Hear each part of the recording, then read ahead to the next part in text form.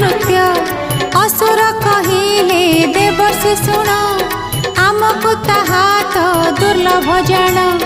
समुद्र मंथन कालरे इंद्र नेची चारि अमृत धन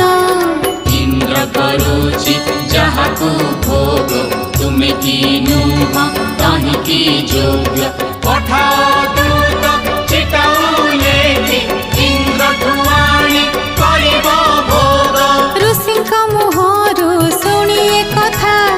असुर दुहिंक घुरिला मथा उच्च श्रावास रंभ परिजात आनिबे केमिति बढ़िला चिंता विलंब न करी दानव दुई